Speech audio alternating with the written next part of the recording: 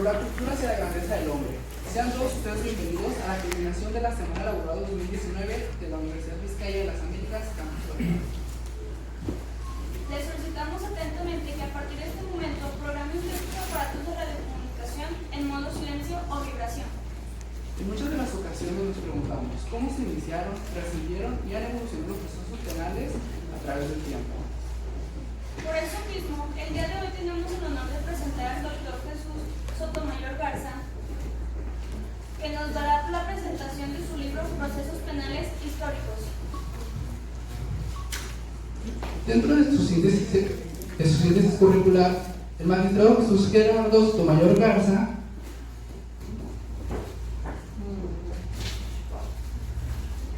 tiene el título de licenciado en Derecho por la Facultad de Jurisprudencia de la Universidad Autónoma de Coahuila.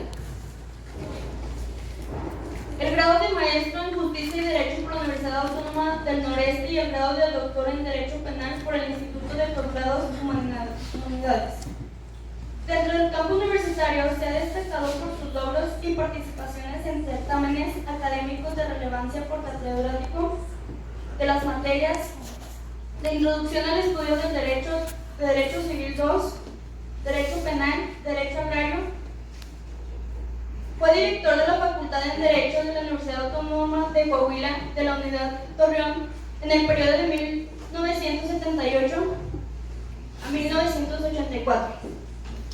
Elevando el rango de facultad de las entonces Escuelas de Derecho y Ciencias Sociales de la Universidad Autónoma de Coahuila en dicho periodo. Estableció los primeros estudios de posgrado en Derecho de la región lagunera de Coahuila y Durango. Es profesor investigador de tiempo completo de la Universidad Autónoma de Coahuila.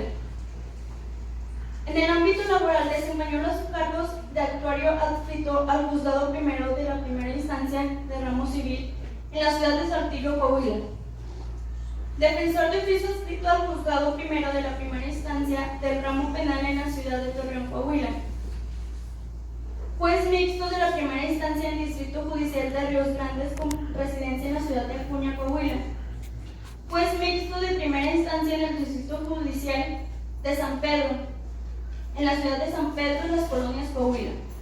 Juez tercero de Primera Instancia en el Ramo Civil en el Distrito Judicial de Viesca con residencia en la ciudad Notario Público, número 56 de la ciudad de Torreón.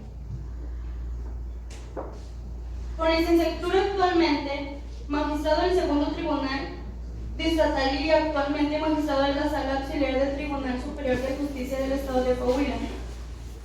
Ha sido conferencista y ponente en los diversos cursos, seminarios, prácticos y ciclos de conferencia. Obtuvo conocimiento y premios como el apreciar Román Cepeda Flores, otorgado por la Universidad Autónoma de Coahuila, apreciar trascender vínculo de profesionistas. Tercer lugar y mención honorífica en el género de ensayo en el curso Magdalena Mondragón de dicha universidad. Mención honorífica en el curso literario estatal Julio Torre. Medalla del Centenario de la Real Academia Europea de Doctores, octubre de 2016. Académico correspondiente de la Real Academia Europea de Doctores, octubre de 2017. Cronista de la ciudad de Torreón, agosto de 2017. Doctor honoris causa por su relevante trayectoria social y sus sobresalientes méritos científicos en la ciudad jurídica. Impartidor de justicia y sus obras literarias jurídicas en diversas materias de derecho, mayo de 2018, por la Federación Iberoamericana de Abogados. Le fue impuesta la venera como miembro del número del Colegio Coahuilense de Investigaciones Históricas. Cuenta con diversas publicaciones de su autoría, tales como Nacimiento, Desarrollo y Extinción de la Relación Jurídica, Compendio de Derecho Agrario, edición UADS, Pensamientos Agrarios, Procesos Históricos, Anales Laguneros, edición Ayuntamiento de Torreón, Magnicidios, editorial Nueva Aurora, Procesos Históricos 2, editorial Nueva Aurora, La Abogacía Editorial por Rúa, El Nuevo Derecho Agrario en México. Esta obra es utilizada en diversas universidades como libro de texto. La PBC, el Secreto Profesional Editorial por Rúa, el Poder Judicial en Torreón, Deontología del Abogado Editorial por Rúa, la Facultad de Derecho a sus orígenes, Benjamín Arguedo, el Tigre de la Laguna. Procesos penales en la independencia y la revolución. Introducción al estudio del juicio oral penal. Causas eclesiásticas y de Estado contra José Miguel Ramos Arizpe, editorial Porrúa. El nuevo divorcio en México, editorial Porrúa. La mujer en los movimientos armados en México. Historia del derecho y la abogacía, editorial Porrúa. Magnicidios y ocasos históricos en México, editorial Porrúa. Procesos penales históricos, editorial Porrúa. El Poder Judicial en el Estado de Coahuila, estatal y federal. Procesos penales históricos, editorial Porrúa. Miembro fundador del Colegio Regional de Abogados de la Laguna, de la Asociación de Exalumnos PBC, del Consejo Regional de la Abogacía Lagunera, del Colegio de Abogados Agrarios de Torreón, miembro del mundo del Colegio Coahuilense de Investigaciones Históricas. Recibámoslo con un fuerte aplauso.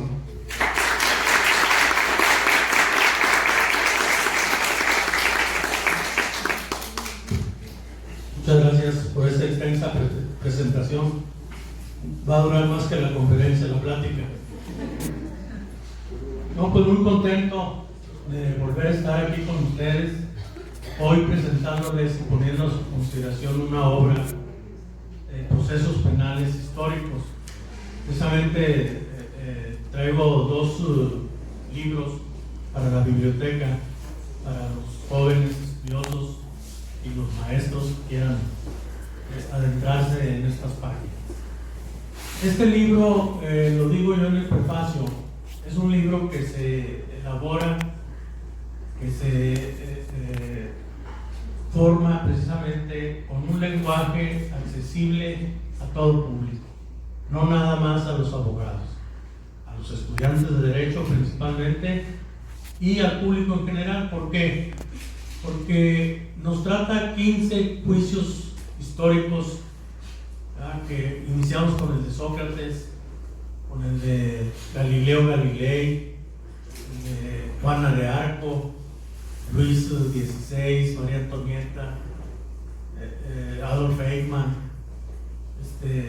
Urdiñola, Maximiliano, Cortés, hasta llegar al primero de este siglo, que es el de Saddam Hussein. Es un proceso que cuando yo presenté esta obra a la editorial Porrúa, el director de la editorial me decía que de dónde había obtenido yo los datos para elaborar el juicio de Saddam Hussein. Dice, no se ha escrito aún nada al respecto. Entonces se rió y al mismo tiempo me sentí yo muy halagado porque me reconoció en el sentido de que, fíjese que cuando empezó el proceso yo empecé a recabar los periódicos y cuando ya terminó, concluyó, hice un resumen del proceso conforme a lo que los medios de comunicación del mundo entero comentaron al respecto, y le llamó mucho la atención esta situación. Yo quiero decirles, por ejemplo, que sí batallé bastante, y ahorita lo comentaba con alguien en mi oficina particular. Le decía yo que alguien me comentó ahorita de un escritor novel aquí de Torreón que le habían regresado un libro de una editorial de México, y le decía yo, quizá fue porque parece que no. Yo no sabía de esto. Cuando escribí este libro me entró el prurito de la preocupación de que dije, no vayan a decir que es un plagio de otras obras, porque realmente quiero decirles que muchos de los juicios aquí contenidos no hay bibliografía nacional. Tuve que acudir a bibliografía extranjera, claro, en español, porque no domino ni alemán ni francés, judío, etcétera, nada de esos idiomas. Pero les digo que yo me encontré con un blog de información, y vaya que yo soy un analfabeto cibernético porque no le entiendo nada. Por eso les digo que tengo buenas secretarias que le saben a todo eso. Ya les digo, búscame esto, y ellas se encargan de eso. Pero lo encontramos un blog de historia, que caray, es valiosísimo. Así como digo yo, cuando escribí yo el libro de El Poder Judicial de Torreón, la historia de la preparatoria de Cristiano Carranza, la historia de la Facultad de Derecho de la UADC, que en los archivos no encontré nada, pero en las hemerotecas de los periódicos, véanlas, es un tesoro que tenemos en las hemerotecas. Yo de ahí me nutrí para escribir esos libros. Por eso, hoy que descubro yo esos blogs, digo, qué caray. Y volviendo, retomando lo que decía en un principio, yo les decía que tenía temor y alguien me dijo, como les dije, soy un analfabeto cibernético, alguien me dijo que había un programa en internet que ponía uno ahí lo que había escrito y ahí le decían si era plagio o no. Y pues yo la mera verdad dije, pónganme, no vayan a decir que estoy plagiando yo. No, gracias a Dios, salió un 8, un 10% por las citas que hace uno, ¿verdad? De que estaba así. Pero, y luego yo me enteré al último que el editorial sí lo someten a ese procedimiento. Y qué bueno, porque pues si no, así como hay veces nos hemos topado, que ojalá no sea el caso, o vaya a ser el caso de muchos de ustedes, con las tesis profesionales, que son viles copias de otras que sacan de internet, de otras universidades, ¿verdad? Porque somos muy buenos para eso. Pero yo tomé muchas precauciones para elaborar este libro. Quiero decirles con mucho orgullo, mucha satisfacción, yo creo que ya se agotó la edición. Ha sido una edición que ha llamado mucho la atención, no solamente aquí.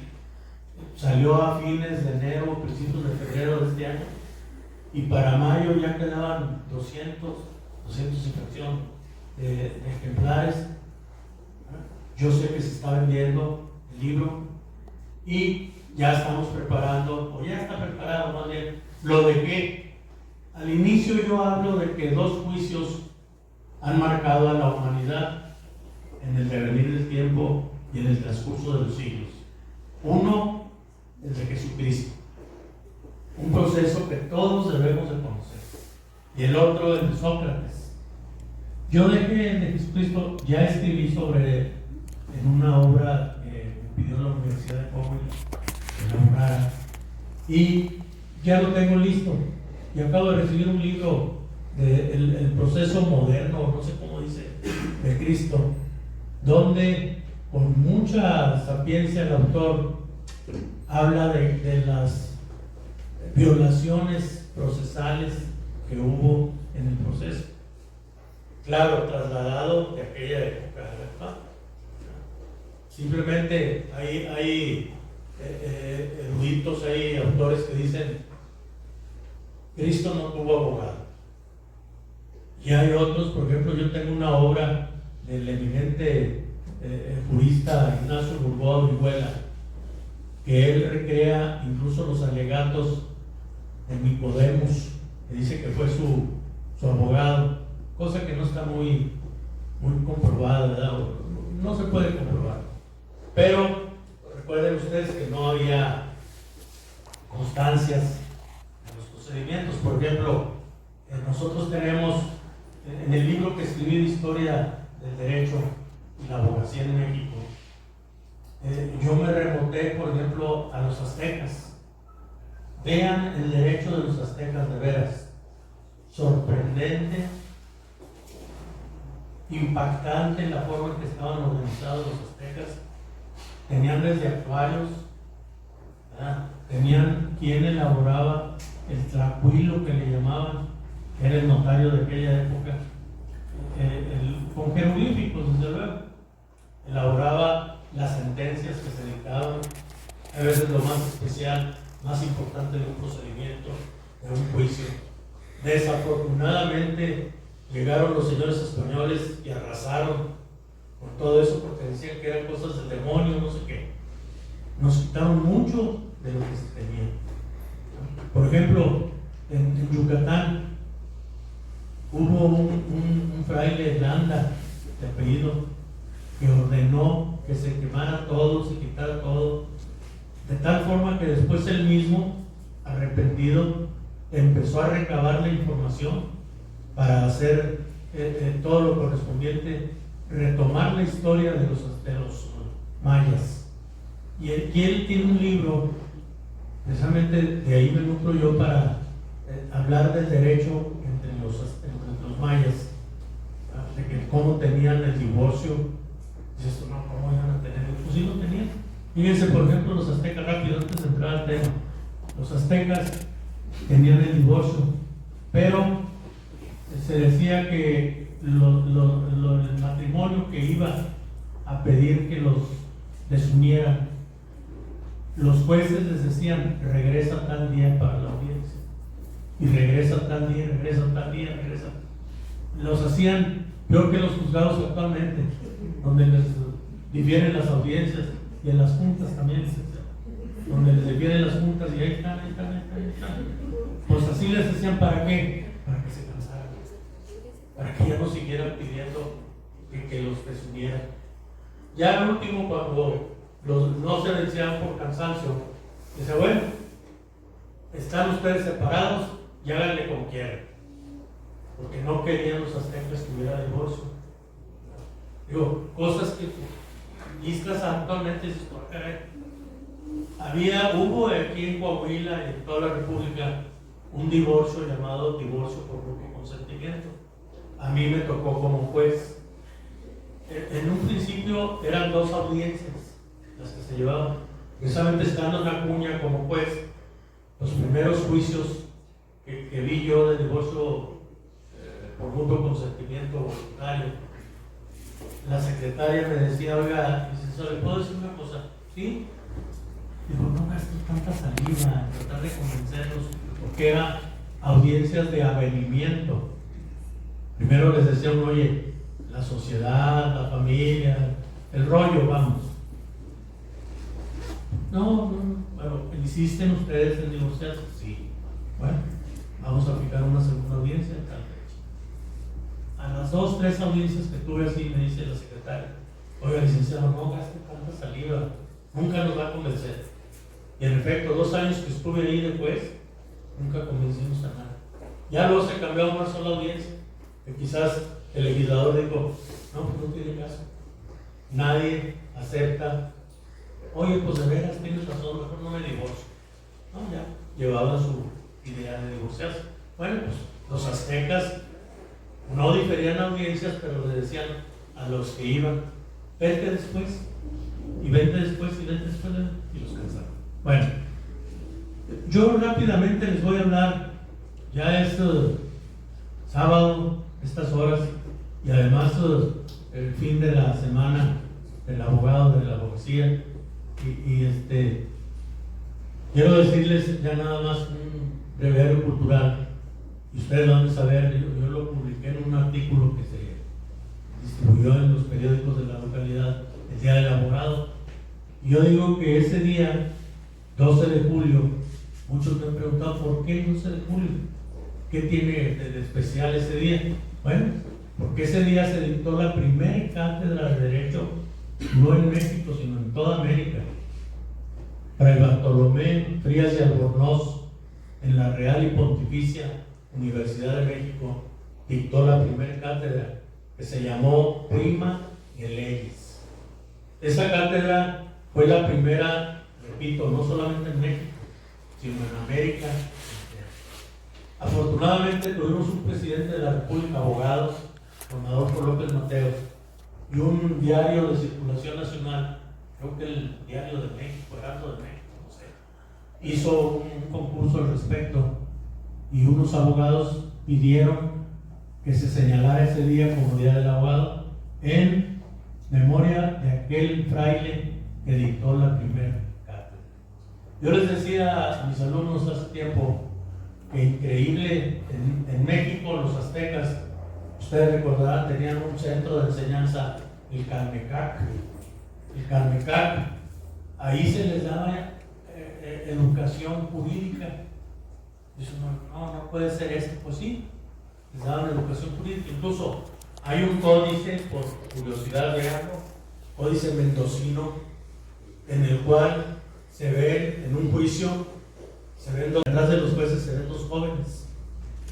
Y la explicación que dan de eso es que los jóvenes eran estudiantes del Carmecac que mandaban a prácticas. En el aula le daban la teoría, pero los mandaban a eso.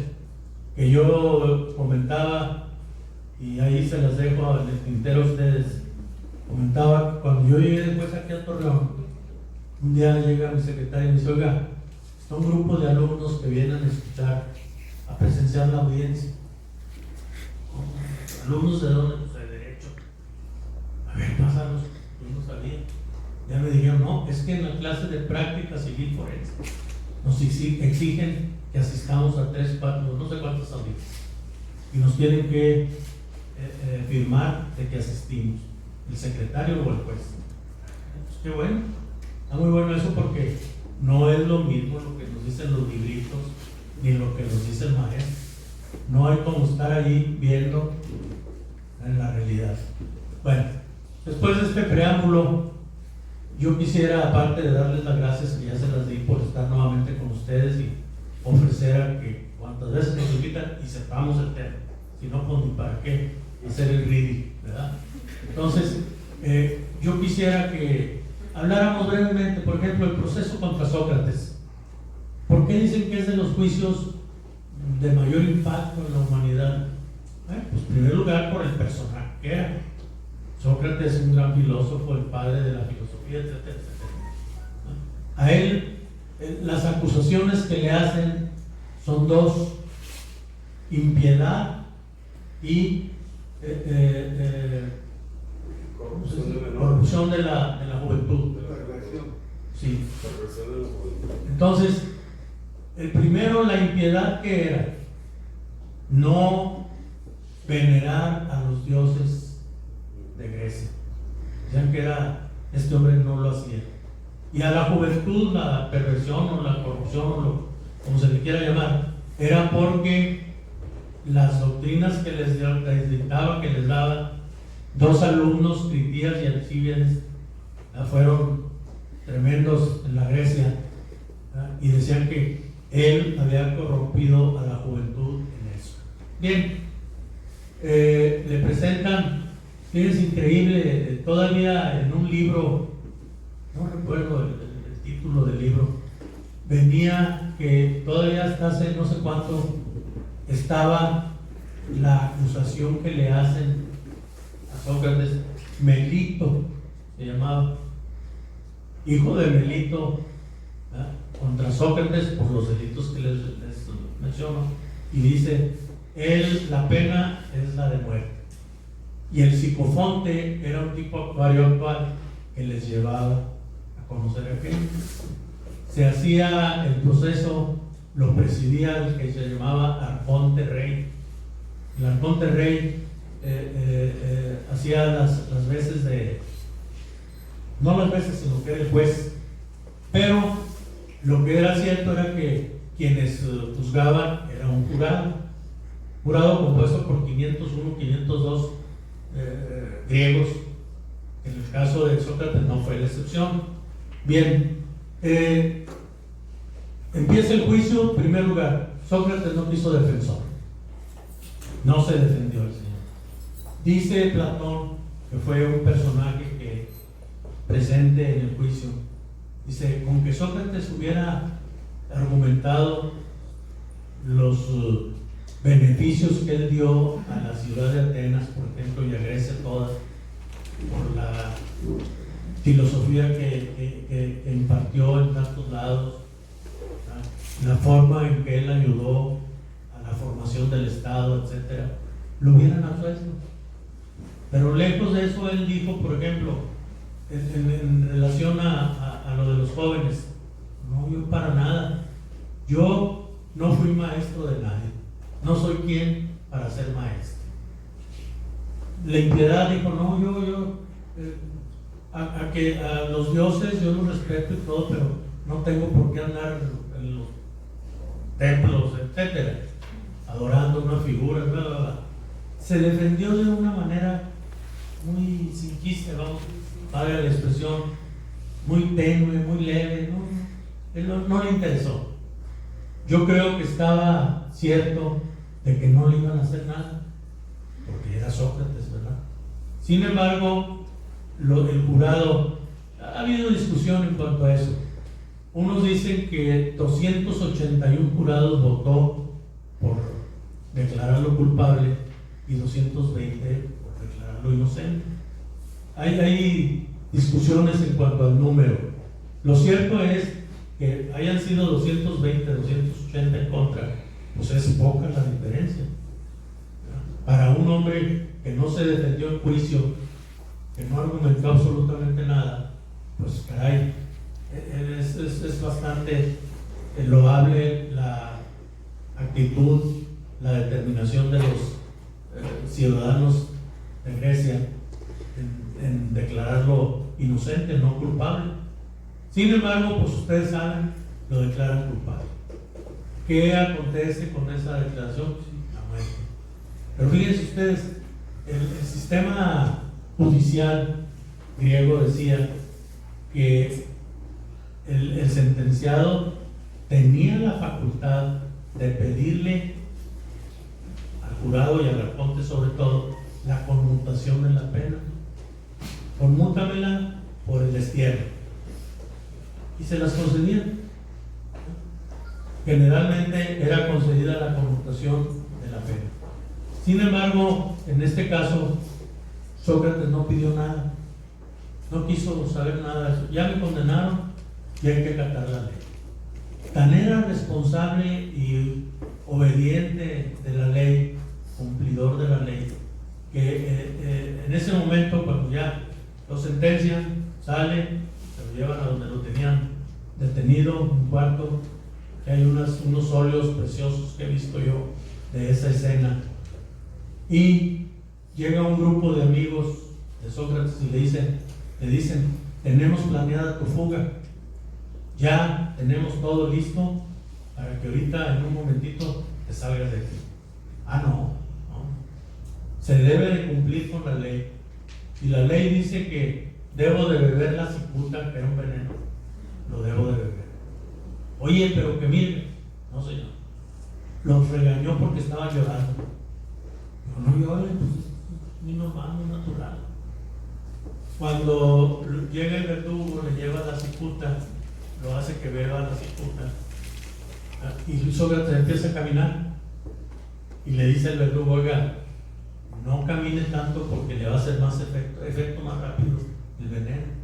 Eso es lo que quiero. Ya, cumplir con la ley. La ley dijo que pena de muerte, pena de muerte. Imagínense ustedes el hombre el alcance, la magnitud de todo. No nada más teóricamente hablaba él ante sus alumnos, ante el pueblo, sino lo puso en práctica.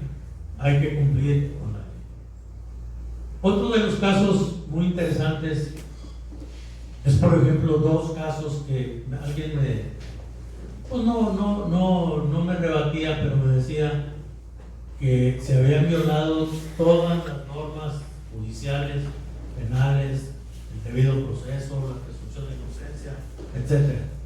En el caso de Adolf Eichmann, ustedes recordarán un alemán de la Segunda Guerra Mundial, al cual se le imputa la muerte de 5 millones de judíos. Este señor le siguen la huella hasta que lo agarran en Argentina. En Buenos Aires lo secuestran ahí y se lo llevan, ¿verdad?, en la vida de Israel para ser juzgado. Y pues una serie de violaciones que hubo. Sin embargo, igual pasó con Saddam Hussein. Sin embargo, yo comentaba en esa ocasión y lo vuelvo a comentar. Sí, digo, fue el debido proceso y fue la presunción de inocencia y fue todo.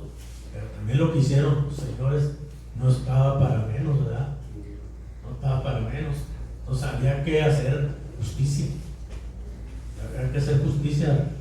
Todavía este señor Eichmann, al momento de la horca, piensa que tanto gritó que Alemania vive, que Alemania no sé qué, igual que Saddam Hussein, después de insultar y ofender a todos, fíjense qué tanto les dijo ahí en la horca. Por ejemplo, el caso bueno, ahorita se me vino a la mente, recibí de un buen amigo un proceso. Quiero preguntarle al señor Porrúa si hacemos, no quieren ya que se hagan los libros más gruesos, a los quieren de 200 y fracción, 300 páginas máximo, ¿verdad?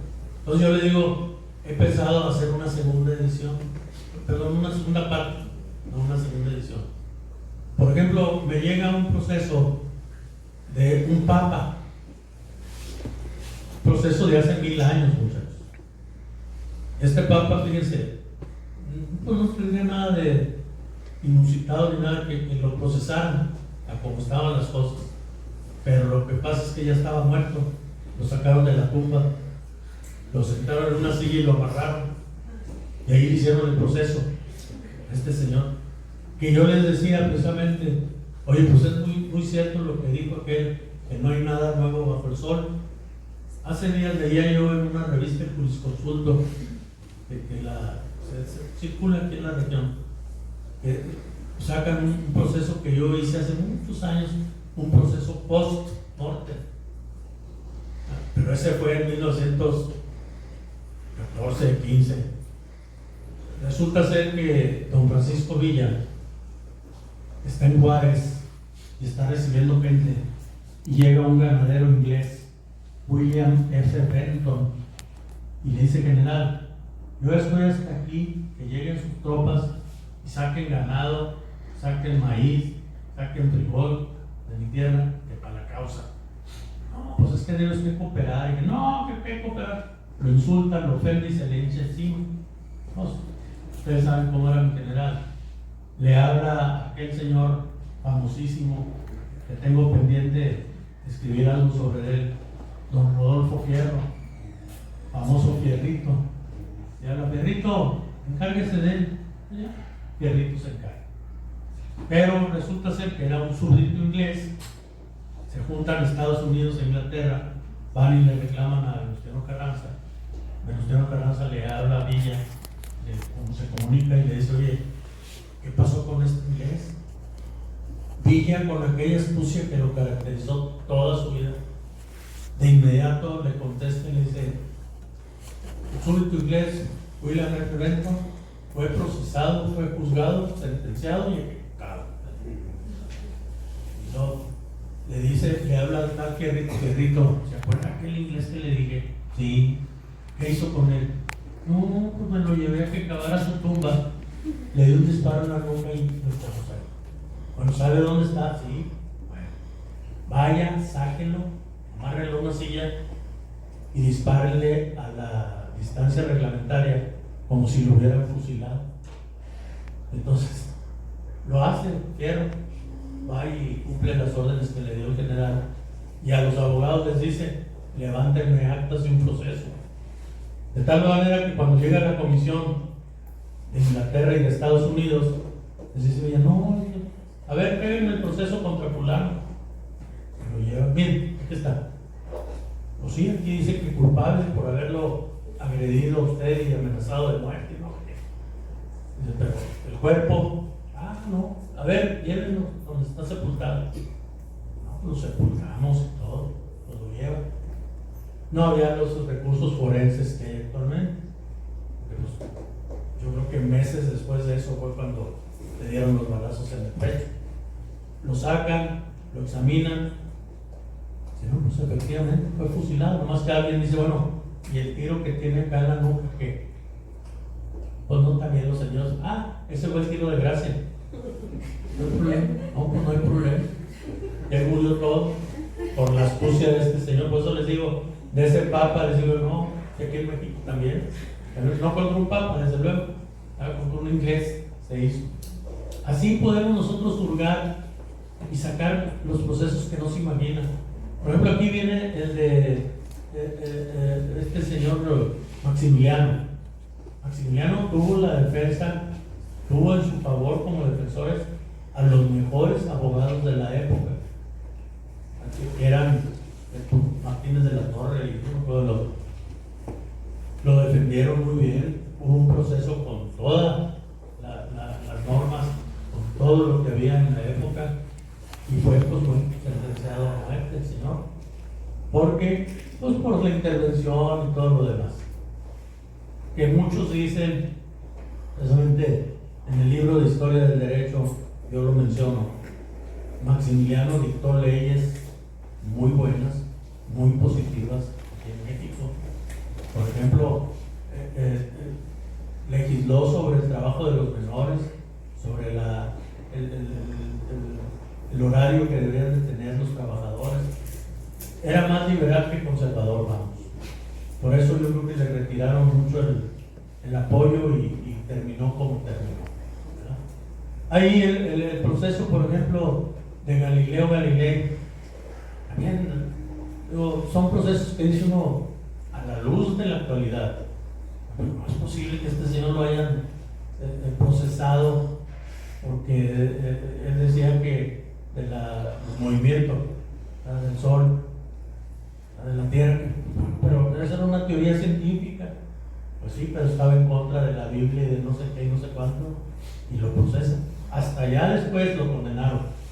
Afortunadamente la penalidad no era más que se quedara ahí. Creo que lo habían desterrado, pero al fin lo dejaron. Vino, bueno, eso hasta recientemente, un papa dijo: no señor, esto estuvo mal, vamos a anular ese proceso. Y lo anularon el proceso, pero ya fallecido siglos atrás este hombre. Pero mientras lo procesaron, lo condenaron. Acuérdense ustedes de esa famosa frase: cuando ya lo sentencian y todo, lo hacen que se retracte de todo. No recuerdo yo porque tampoco sé italiano qué diría en italiano, cómo se diría, pero dijo: y sin embargo se mueve. Ya estando ahí, ya que firmaron y todo, y sin embargo se mueve, porque esa era de lo que lo acusaban a este hombre. Hay procesos aquí, por ejemplo, yo les diría, para el que le interese, vamos a dejar, repito, 2 libros para la biblioteca: Sócrates, Juana de Arco, Tomás Moro. Ambos los procesaron, los ejecutaron, los condenaron a muerte y los ejecutaron. ¿Y luego qué pasó? Pues fíjense, nada más Juana de Arco ahorita es la santa patrona de Francia, y Tomás Moro es ahí sí, pues, pobrecito, pero es el patrón de los políticos, es el santo patrono de los políticos. Le legaba a un sacerdote que no, era el patrono de los abogados. No. Y el patrono de los abogados es San Ivo. Era un bretón, no, ¿dónde? Ahora con los festejos del Día del Abogado. No sé si en San Pedro, no, les decía yo de la fama que tenemos los abogados. Digo, hay que dignificar nuestra profesión, etc. Fíjense ustedes, digo, San Ivo había sido un sacerdote, le compusieron una cuarteta 1100 y fracción. San Ivón era bretón, abogado y no ladrón, de ahí la admiración. Era abogado y no era ladrón. ¿Cómo? Fíjense nada más desde cuándo cargamos con esa maldición gitana, ¿no? De que entre abogados te veas también. A mí me cae muy mal que a veces llegas a una reunión donde no son abogados con los que vas a reunirte y empiezan: cuídense las carteras, ya llegó un abogado. Primero me caía de gracia, ahora ya no. Me pongo a discutir, porque es cierto, pero bueno, estos dos personajes, Tomás Moro y esta señora doña Juana de Arco, ya son santos.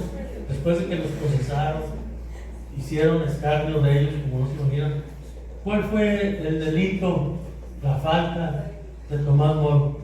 Pues no estar de acuerdo con el rey en relación a que se quería divorciar o se divorció, y le decía que el rey Jorge VIII, creo que era, o sea, deben ustedes de autorizar el divorcio para volverme a casar. Y él decía: no, espérate, la iglesia no permite el divorcio. Por eso nosotros nos vamos a separar de Roma. Fue cuando nació la iglesia anglicana en Inglaterra. Nosotros nos vamos a separar, no tenemos por qué obedecer al Papa. Ah, no, yo sí lo obedezco. Pues eso le costó al pobre la vida. Que por cierto, un acto muy dramático. A él le cortan la cabeza, lo decapitan. Y pide la cabeza de su padre y la conserva años en su casa. Fíjense nada más, qué triste. A Juana de Arco, pobre, sufrió lo indecible. Ella porque decían que era una persona que, ¿cómo era posible que dijera que hablaba con los ángeles? Que los ángeles decían de las batallas, cómo hacerle y esto y lo otro. No, eso es una cuestión muy grave y tenemos que... Lo que pasa es que fue una mujer que tenía un carisma tremendo con todo el mundo, sobre todo con las tropas, y la obedecían. Al último, pues también, pobre, la juzgan, la ponen en la cárcel. Aquí hablo de un juicio también de un pobre fraile que venía precisamente de Béjar, de San Antonio de Béjar, porque soy Texas. Venía él cuando el movimiento de independencia, él venía a ayudar al movimiento de independencia. Estamos hablando de 1810. Lo agarran, lo aprenden en Monclova, ¿verdad? Lo procesan. No, en aquellos años, olvídense ustedes de que hubiera el debido proceso, la presunción de inocencia, etc. Lo condenan y lo fusilan. Yo tengo una obra que se lo voy a mandar también. Ojalá, si hay de procesos penales en la independencia y la revolución, sí. Bueno, se los vamos a mandar. Porque son procesos que dice uno, caray, ¿cómo pasó esto? Esta obra se llama Procesos Penales en la Independencia y la Revolución. Por cierto, lo prologó don Raúl Catancá. Ahí lo prologó el libro ese, un gran penalista. Y ahí hablamos, por ejemplo, del proceso contra Hidalgo, contra Allende, contra Matamoros, contra Leona Vicario. De la revolución, por ejemplo, un proceso que casi no es conocido. El otro día les decía yo, el de Francisco I. Madero. Francisco I. Madero lo procesan en San Luis Potosí. Afortunadamente, el abogado sale bajo fianza y el abogado le dice, ya para terminar el proceso, dice: señor Madero, lo van a condenar. La idea es aprenderlo para que no se lance el presidente de la República. Así que, vámonos. Les digo yo que ahí me nació la idea de hacer un libro de fugas históricas. Pero ya que lo platiqué, me dijeron, la del Chapo. No. Hay fugas como este señor que se fue de San Luis Potosí y gracias a que se fue a Estados Unidos hizo su plan, por eso el plan de San Luis. Ahí lo hizo. Entonces, hablan de eso. Yo les decía, no, pues mejor hablamos. Digo, están muy jóvenes todos, a lo mejor alguien se acuerda de eso, y de los compañeros que más o menos. El del Capitán Fantasma, Santiago Reyes Quesada, nunca se me va a olvidar. Estaba chiquillo, pero yo vivía a media cuadra del Palacio Federal, ahí estaba un juzgado penal, y lo llevaron al juicio, y pues, un periodista le dijo, tuviste razón en decirme el inquieto Chuy. Creo que tenía yo 10 años o no sé cuántos, y me fui al proceso. Digo, no me dejaron entrar, lógico, pero fui cuando llegó el Capitán Fantasma. Ese se les jugó aquí quién sé cuántas veces. De donde que llegaba, se les jugaba. Ya como para Servando Teresa de Mier, que también hablamos ahí, hablamos en otro libro de su proceso. Él se les jugó, ese fue el rey de las fugas. Donde quiera se les jugaba. Hasta que llegó aquí a México. Dice, no tengo el dato muy cierto, pero a él lo sepultan, lo embalsaman y lo sepultan en la casa donde juzgaban en la Inquisición en México. Dicen que al final saquean ahí y se llevan las momias que estaban ahí, entre ellas las de Reservando, y que la última vez que tuvieron razón de él, lo estaban exhibiendo en un circo. Fíjense nada más. Un tipo extraordinario en nuestro México. Pero todos estos procedimientos o procesos nos llevan a nosotros a pensar en cómo ha evolucionado. Criticamos mucho. Decimos que está muy mal la administración de justicia, que los jueces, que bla, bla, bla, bla. Pero nos trasladamos a ciertas épocas de la humanidad y digo, no, hemos avanzado mucho, mucho. Por ejemplo, el padre Hidalgo, desde que lo aprendieron, no le quitaban los grilletes, hasta que lo llevaron a la de fusilamiento. Todos sufrieron lo indecible. Morelos es un proceso de veras dramático cuando le quitan, aquí quienes conozcan de esto de religión o de la cuestión de los sacerdotes, le quitan, está ungido para la absolución y para las bendiciones y no sé qué. Tantas cosas que le hicieron al pobre que nomás se le rodaban las lágrimas. Y claro, pues sentenciaron a muerte.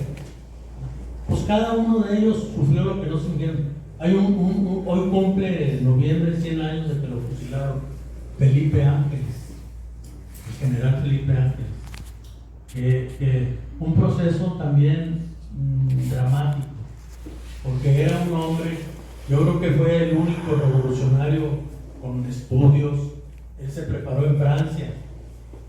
Cuando Villa lo agarró para, acuérdense que aquí él tomó Torreón en el 1914, tomó Torreón, y gracias precisamente a los cañonazos él le dirigió al Cerro de la Pila. Dicen, no está comprobado, pero si ustedes observan el casino de la Laguna por la Juárez, frente a la Plaza de Armas, van a ver un boquete arriba. Dicen que eso es un cañonazo. Pero Terán Lira, con reservas hay que tomarlo, mi buen amigo el doctor Terán Lira, un historiador de la región y de la revolución, dice que cuando le hablaron al general Velasco, que era el comandante de la plaza, él no creía que era Villa que le estaba hablando. No, pusieron allá cualquiera. No, digo, yo soy Francisco Villa. No lo crees, te voy a mandar un saludo. Ellos estaban en el casino de la Laguna, le mandaron el cañonazo y le cayó ahí. Eso dice Terán Lira. Otros historiadores dicen, no es cierto, pero bueno, como cuento y tradición está muy padre.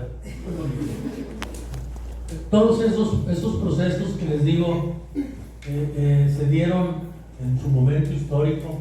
Estos se dieron tiempo atrás. Yo ahorita les comentaba de Tomás Moro, Hernán Cortés. Hernán Cortés lo acusaron de que había matado a su esposa. Nunca le pudieron comprobar nada. Al final lo sentenciaron ya muerto, pero fue por un problema con su primer esposo, ya problema de dinero, ¿verdad? El de Miguel Servet, está muy interesante. El año que fue el pasado, vinieron los integrantes de la directiva de la Real Academia Europea de Doctores, que presumo yo que yo soy académico correspondiente, no sé por qué me nombraron. Acabo de cumplir 2 años que fui a Barcelona a recibir la medalla de nombramiento. Entonces vinieron y les platiqué yo de Miguel Servet, y pues nomás se volteaban a ver como que no sabían. Un personaje de 1500. Entonces ya les platicé, a ver, platíquenos, ¿sí? Este fue una persona que se recibió de abogado, se recibió de doctor, cultísima. ¿Cuál fue su problema? No me vaya a meter en un problema algún día. Escribió un libro donde él decía que no era cierto de la Santísima Trinidad, que fue el Padre, Hijo y Espíritu Santo, que nada más existía el Padre, punto, que era Dios. No, pues ya sabrá la Santa Inquisición. Lo llevaron a juicio. En Francia primero lo llevaron a juicio, con tan buena suerte para él, sentenciado a la hoguera, con leña verde, como decían, a la hoguera. Los amarraban y las obras, en este caso de él, las ponían ahí para quemarlas también. Pero resulta ser de que se les escapa, y la justicia es la justicia. Hicieron un mono y lo amarraron, le pusieron los libros de él y supuestamente lo ejecutaron. Él se va, ¿pero dónde se va? A Suiza. Allá andaba este señor John Rossi, Lutero o Calvillo, que eran los de la escisión de la iglesia. Lo ven, lo procesan y ahí sí lo queman al pobre con leña verde. Por esa cuestión de que dijo que no había la Santísima Trinidad. Era la Inquisición, cuidado con la Santa Inquisición. Así ya muy rápido para terminar, les repito, sabadito, María Antonieta, Luis XVI, o sea, sabemos por qué los procesaron, ¿verdad? Los decapitaron. Muy dramático, muy trágico lo que les pasó. Dreyfus, ustedes, no sé, un personaje alemán, Adolf Dreyfus, que a este pobre lo acusaron de traición a la patria, a Francia precisamente. Lo sentenciaron condenatoriamente. Afortunadamente, la pena fue en la isla aquella del diablo famosa. Después se hicieron famosas con unas películas. Ahí lo tuvieron, quién sabe cuántos años. Pues resulta que al final resultó que el señor era inocente. Lo habían degradado en el ejército, hicieron de él lo que no se imagina. Pero con tan buena suerte que se comprueba que no había sido responsable, culpable, y ya lo exoneran de eso. Y por último, les repito, el de Saddam Hussein.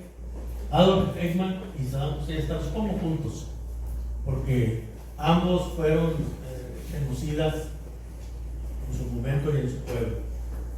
Bueno, Eichmann no con su pueblo, los pobres judíos fueron los que sacrificó 5 millones, dicen. De Saddam Hussein sí, él a mucha gente de allá de Irán, de Irak, todo eso. Dicen, repito, que malos los procesos, que estuvieron muy mal, que no debieron haber sido de esa manera. En fin, lo cierto es de que ambos recibieron la justicia. Si se quiere y se habla de justicia divina, pues la justicia divina. Los fusilaron, los ejecutaron, perdón. Todos estos procesos, repito, son aleccionadores para que veamos cómo eran los procesos en aquellos años, cómo padecía la gente precisamente por cuestiones religiosas, por cuestiones del Estado, que no les parecía una cosa, no les parecía otra. Vamos a procesar. Lo procesan. Aquí en México, de veras, en el Archivo General de la Nación, yo me hice ahí de muchos procesos, copias desde luego, van a pensar menos, copias de los procesos, y de veras, increíble lo que lee uno, lo que ve uno ahí. Gracias a Dios, México, por ejemplo, en el archivo histórico de la Secretaría de la Defensa Nacional, tiene procesos de casi todos los personajes, a excepción del de Madero. Yo una vez platicando con los integrantes de la Abogados Ex UNAM, aquí de Torreón, platicábamos y uno de ellos me dijo, oye, te voy a contactar con el rector. No recuerdo de quién era el rector de la universidad, porque me contactó. Y me dijo, oiga, que usted anda buscando un proceso histórico, sí. Aquí tenemos el de Madero. ¿Por qué lo tienen ustedes? Pues aquí lo tenemos. ¿Tiene una copia? Claro que sí, una copia. Me la mandó hasta eso. Yo tenía conocimiento así, leve, pero ver la orden de aprehensión, de reaprehensión, el auto de formar prisión, de Villa, por ejemplo. Don Francisco Villa, como les decía, la astucia que tenía, a él lo procesan por robo y no sé qué más. Que el gobernador de ese entonces de Chihuahua lo ayuda y les manda un oficio al juzgado donde lo estaban procesando y les dice, señores, yo lo autoricé para que pidiera los préstamos. No, pero que eran préstamos forzosos. Yo creo que sí, ¿verdad? Pero no, yo lo autoricé. Pues con eso dijo el abogado, ya, con eso, vamos a promover un incidente de desvanecimiento de datos. ¿No? Se lo negaron, se fue en apelación. Yo lo que tuve en mis manos fue la apelación, no el proceso. El proceso yo lo saco de Frederick Katz, por ejemplo, de Taibo y de 2 o 3 más autores que hablan del proceso de primera instancia.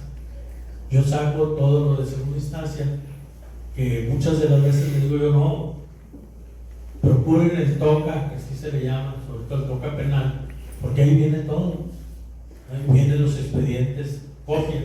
Ya ve que un proceso penal, antes en el sistema tradicional, se llevaba por duplicado.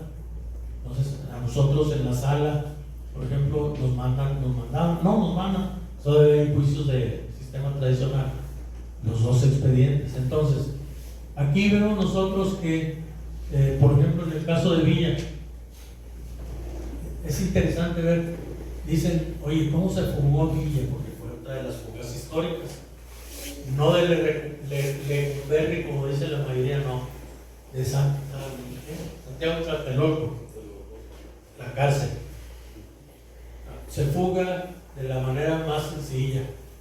Él hace amistad con un Luisito, que era el escribiente del juzgado. Hace amistad con él de tal grado, de tal manera que un día le dice, oye, ayúdame a fugar. Si me quedo aquí, van a tronar. Y yo creo que, adicto a la causa revolucionaria, dije, yo te ayudo. ¿Y qué hacen un buen día? Supuestamente va Villa a una práctica de una diligencia que no estaba ni señalada ni nada, pero lo dejan entrar al juzgado. Ya adentro le ponen un abrigote, un abrigo, ponen un sombrero, no tejano, un sombrero. Dice Villa, me disfracé de licenciado y con una bola de códigos en la mano, y sale con el escribiente del juzgado por la puerta principal de la prisión. Hasta mañana. Y se fuga, jamás lo volvieron a encontrar. Pero ahí vemos otra vez la astucia de este señor. Y en esos procesos viene todo eso. Yo solo les digo, se los voy a mandar para que le interese. A mí me interesa la historia, me apasiona la historia. Por eso acepté ser hace 2 años cronista de Torreón. Tenemos muchas cosas que escribir aquí de nuestra ciudad, precisamente. Pues hay muchas cosas que decirles, muchachos. En alguna otra ocasión que me haga favor de invitarme de esto, de un tema que le digo que sepa. Si no, pues no. Hacer el ridículo allá en la sala. Y yo les agradezco mucho su atención y estoy a sus órdenes si hay alguna pregunta.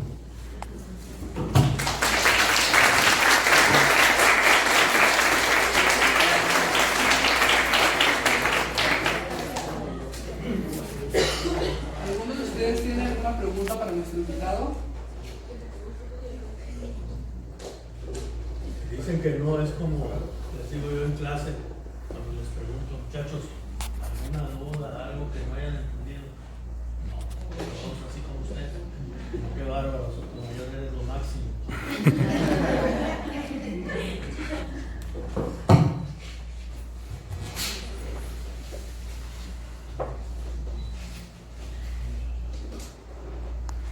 A continuación invitamos a la coordinadora de la licenciatura en Derecho, la licenciada Nancy Julieta Estrada, y al coordinador de investigación, al maestro Gabriel Granados, a entregar el reconocimiento de nuestro profesor. Universidad de Ciencias de las Américas otorga y presenta el reconocimiento al doctor Jesús Sotomayor Garza por haber participado como exponente de la Semana Laboral 2019, sumando las actividades extracurriculares de los alumnos de la licenciatura en Derecho de esta casa de estudios.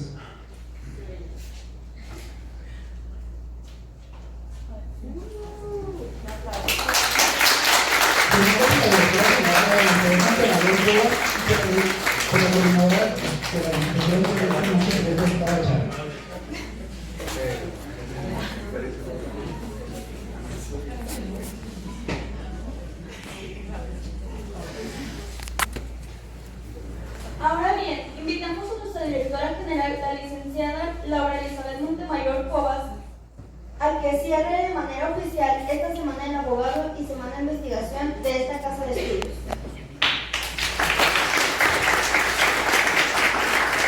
Muy buenas tardes a todos. Estamos muy contentos celebrando esta semana súper exitosa, ¿verdad? Quiero agradecer infinitamente la presencia de nuestro invitado de honor, el doctor Sotomayor, gran amigo que tuve el gusto de conocerlo hace 2 años en Ciudad Acuña, ¿verdad? El año pasado no pude estar aquí presente, pero sé que aquí estuvo con nosotros por razones de causa mayor. Y hoy pues es un honor tenerlo con nosotros. Muchas gracias por estar aquí, doctor. Su gran trayectoria, por aportar a nuestros jóvenes y bueno, que no sea la última vez que nos visita, ¿verdad? Claro. Esperamos que seamos muchas más.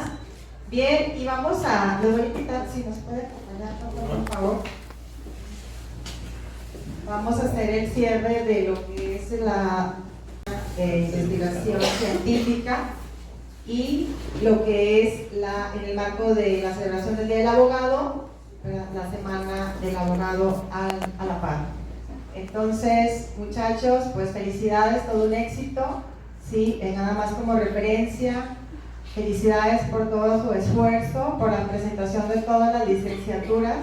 Es muy importante, y como siempre lo hemos hablado, ¿verdad?, el que tengan el perfil de investigación. Hoy se encuentran de intercambio nuestros alumnos del programa Delfín a nivel nacional e internacional, por eso no están presentes hoy. Haremos una ceremonia formal para recibirlos, trabajando arduamente. Y del año pasado en comparación a este año, de 19 exposiciones de las diferentes licenciaturas y modalidades, hoy rompimos récord con 49 exposiciones. Muchas felicidades, eso sería imposible sin ustedes. Este esfuerzo repetido día con día y seguimos avanzando.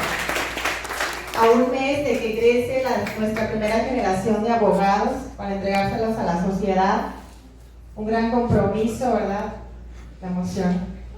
Y bueno, pues donde convencida estoy que será histórico ese día, ¿verdad? En el acto académico, por supuesto, le haremos llegar la información, la invitación, perdón, doctor.